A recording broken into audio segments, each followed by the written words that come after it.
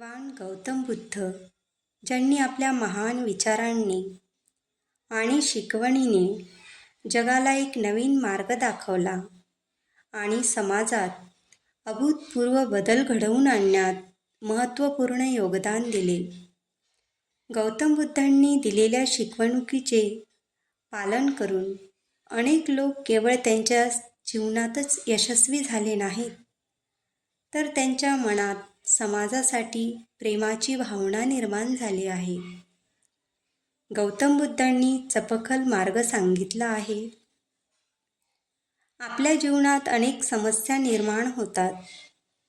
वैयक्तिक, सामाजिक, कौटुंबिक पातळीवर जगताना आपल्याला अनेक समस्यांचा सामना करावा लागतो.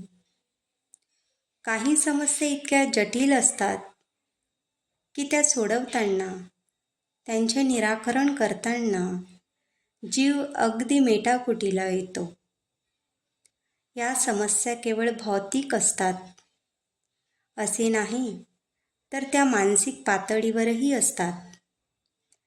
या समस्यांच्या गाठी सोडविण्यासाठी गौतम बुद्धांनी काही मार्ग सांगितले आहेत. एकदा भगवान गौतम बुद्ध एका कपड्याचा तुकडा घेऊन आपल्या शिष्याजवळ आले. कोणाशी काहीही न बोलता आसनस्थ झाले. त्या कपड्याला काही अंतरावर 5 गाठी मारल्या. आता गौतम बुद्ध काय करतील असा विचार शिष्यगण करू लागले. गाठीनंतरचा कपडा आणि मूळ कपडा एकच आहे हे कोण सांगू शकेल का, असा प्रश्न बुद्धांनी शिष्यांना केला. याचे उत्तर देणे तसे कठीण आहे. एकीकडे विचार केला तर कापड तेच आहे. दुसऱ्या दृष्टीने विचार केला तर गाठीमुळे कपड्याच्या बाह्य रूपात बदल झाला आहे. त्याची मूळ प्रकृती बदललेली आहे, असे उत्तर सारीपुत्र शिष्याने दिले. सारीपुत्र यांनी दिलेल्या उत्तरानंतर तो कपडा गौतम बुद्धांनी उचलला आणि दोन्ही बाजूंनी तो ओढला. दोन्ही बाजूंनी ओढल्यामुळे या कपड्याच्या गाठी सुटतील असे वाटते का, यावर विचारणा सारीपुत्रांना केली. यावर नाही, गाठी अजून घट्ट होतील, त्या सोडवणे आणखीन कठीण होईल, असे उत्तर सारीपुत्रांनी दिले. या गाठी सोडविण्यासाठी काय केले पाहिजे असे बुद्धांनी विचारले. सारीपुत्र म्हणाले की या गाठी नक्की कशा प्रकारे पडल्या आहेत ही गोष्ट निरखून पाहावी लागेल. गाठी योग्य पद्धतीने पाहिल्यानंतरच त्या कशा सोडवता येतील यावर प्रकाश टाकला जाऊ शकतो, असे उत्तर सारीपुत्रांनी दिले.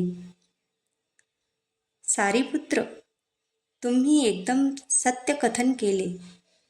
हीच गोष्ट समजून घेणे गरजेचे आहे. मूळ प्रश्न इथेच आहे.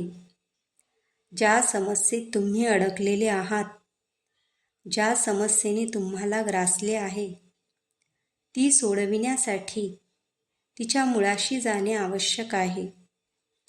समस्येचे मूळ शोधणे गरजेचे आहे.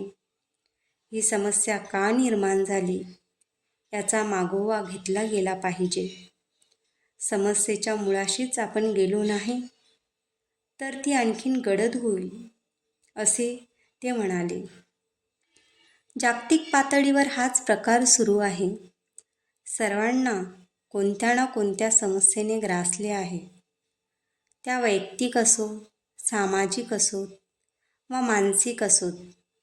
काम, क्रोध, मद, लोभ, मत्सर, ईर्ष्या यासारख्या वृत्तीतून बाहेर कसे पडायचे असा प्रश्न मानवाला पडतो.